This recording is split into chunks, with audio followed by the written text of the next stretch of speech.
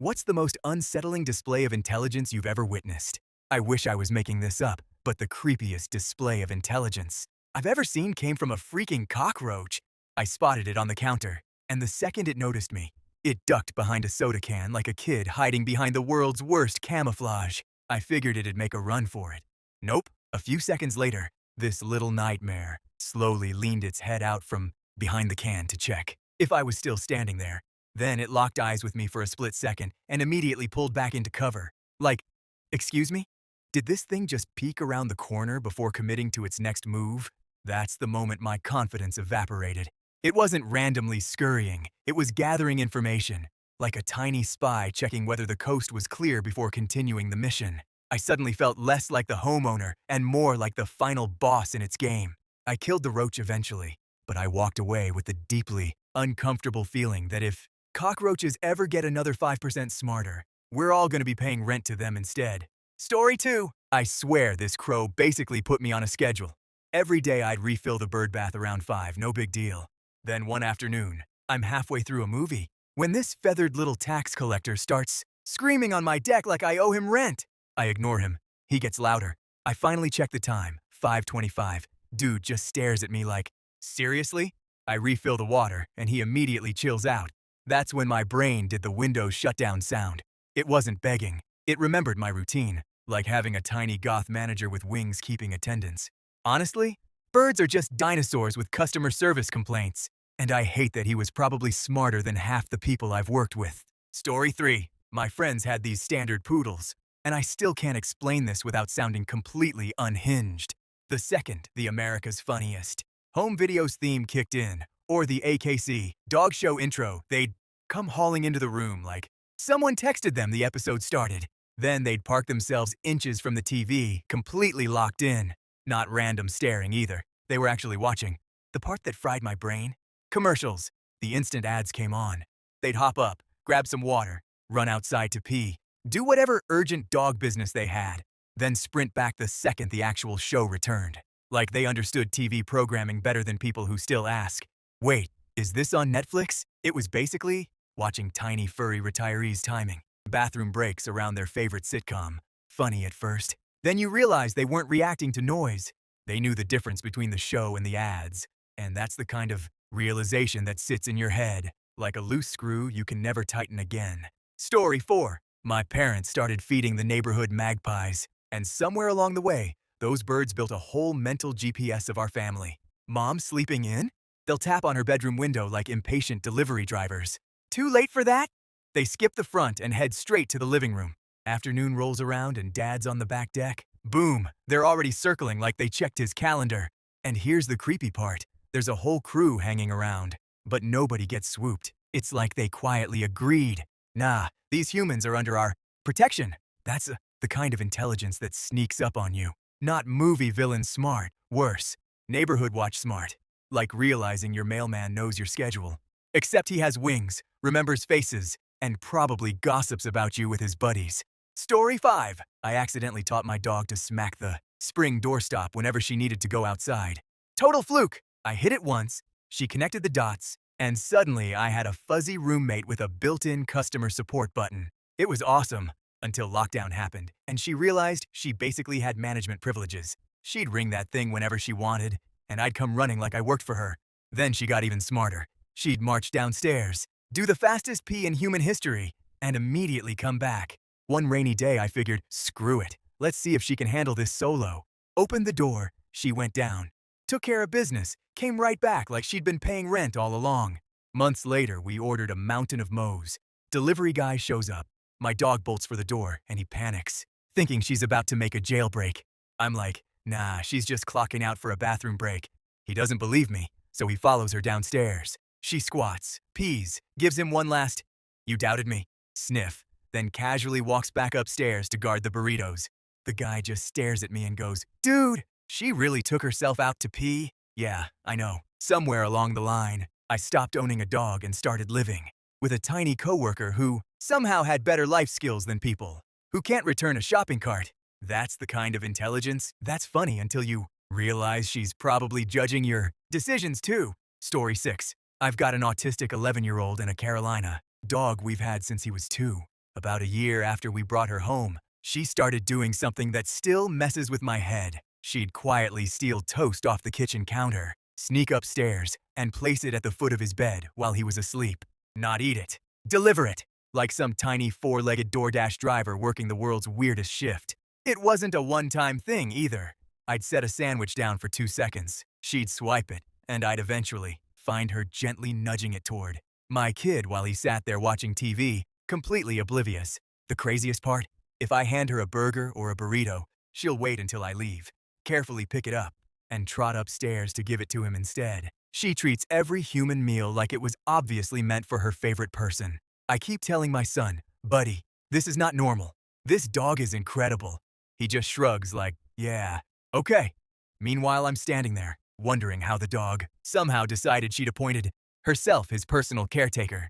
It's like watching a furry little grandma who expresses love through stolen carbs. Sweet? Absolutely. Also, just unsettling enough to remind you animals sometimes understand relationships in ways we barely notice until they're practically spelling it out for us. Story 7. I started taking my cat on walks with a leash because, shockingly, he actually liked being outside. Hated the harness, though. Every single walk he'd act like the thing was ruining his entire life. But he'd still follow me around the neighborhood without much drama. I figured the harness was doing its job. Yeah, turns out I was the idiot. One day, we got to the neighborhood pool. He slipped through the fence bars, stopped for half a second, and then casually backed right out of the harness like he'd been practicing in secret. No panic, no struggle, just pop. Freedom. That's when it hit me. He could have escaped the whole time. He didn't because escaping in the middle of the sidewalk would have meant I could just grab him again. Instead, this furry little criminal waited until he'd reached the one place I physically couldn't follow him. It was less cat slips harness and more mastermind executes phase 2 of the operation. Then he spent the next 10 minutes strolling around the pool, sniffing everything, occasionally glancing at me while I stood outside yelling his name like a complete clown. I swear he looked amused, like he was thinking, "Relax, I'll be done sightseeing in a minute." That was the day I realized I wasn't walking my cat. I was basically the unpaid chauffeur for someone who'd already planned the escape route before we even left the house. It felt like losing a chess match to a roommate who pretends not to know how doors work until it's personally convenient. Story 8. My son was diagnosed with autism when he was 2. He's 5 now, mostly nonverbal, and usually communicates by repeating things he's heard. So when he was sitting with his ABA therapist one day, quietly drawing what looked like random symbols, none of us thought much of it. We figured it was just doodles. Turns out, it wasn't. The therapist looked at the page for a minute, then goes, "Wait, I think this is the Greek alphabet." Before any of us could even process that, my son started singing it. Then he did it again, in Russian. I'm just standing there thinking, "Excuse me?" Because nobody had ever sat down and taught him any of that. Somewhere along the line, he'd absorbed it like a human flash drive. That's what makes it so surreal. It's not like watching someone study for a test. It's like watching a sponge casually squeeze out information you didn't even know it had collected. And it doesn't stop there. He taught himself to read, and he's what's called a Gestalt learner. Show him a picture, a symbol, a pattern, and later he'll recreate it almost perfectly from memory. It's like his brain has a screenshot button while mine can barely remember why. I walked into the kitchen 5 minutes ago. Every now and then, he'll casually reveal something else he's somehow learned, and I get the same weird feeling every time. Equal parts proud, amazed, and just a tiny bit unnerved. Story 9. I once told a friend about this weird Lua exploit where you could abuse the interpreter. Because of how the bytecode works, I figured it'd be one of those conversations where people just nod and pretend they get it. Nope. This man grabbed a pen and a napkin, scribbled an example, then casually rewrote the compiled Lua bytecode by hand after I explained it. He wasn't even a software engineer. I just sat there thinking, cool. So my brain uses training wheels while this dude casually speaks Matrix. It felt like watching someone solve a Rubik's Cube by staring at it instead of touching it. And honestly, that kind of intelligence is way creepier than any ghost story. Story 10. I went down a rabbit hole about ravens one night, and I haven't looked at them the same since. Apparently, they'll spot prey from way up in the air, lead wolves to it, then hang around until the hunt's over so everyone gets a meal. Cool enough already, right? Nope, it gets weirder. The really creepy part is, they don't just use wolves. Young ravens actually spend time around wolf pups, playing chase and hanging out while they're growing up. It's basically networking before either of them has a LinkedIn. They build the relationship early, and the adult wolves are just cool with it because they've seen it happen before.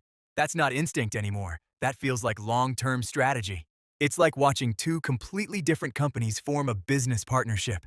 Except one side has feathers and the other side has enough teeth to ruin your week. The more I learned, the more I understood why ravens got tied to wisdom in old stories. Honestly, I wouldn't be surprised if the Vikings noticed this firsthand and thought, yeah, that bird knows something the rest of us don't. And after hearing all that, I can't even laugh at people who say birds are plotting. They're probably just holding meetings we aren't invited to.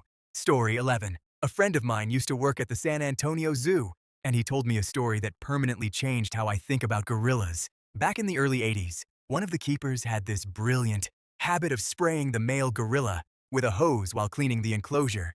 The gorilla absolutely hated it. Instead of throwing a tantrum, though, he apparently did something way worse. He waited.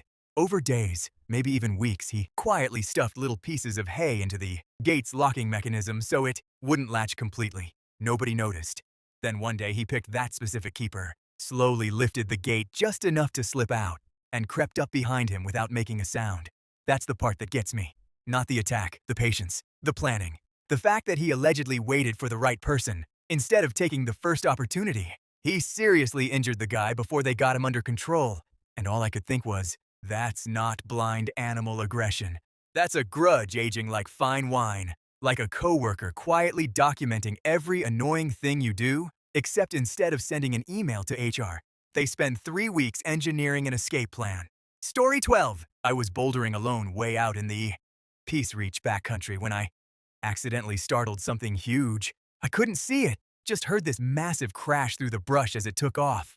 At first, I figured it was probably an elk or a moose. Then my brain reminded me we'd gotten a positive ID for grizzly scat in that area earlier that week. Awesome. So now, every little sound had me side-eyeing the forest like it owed me money.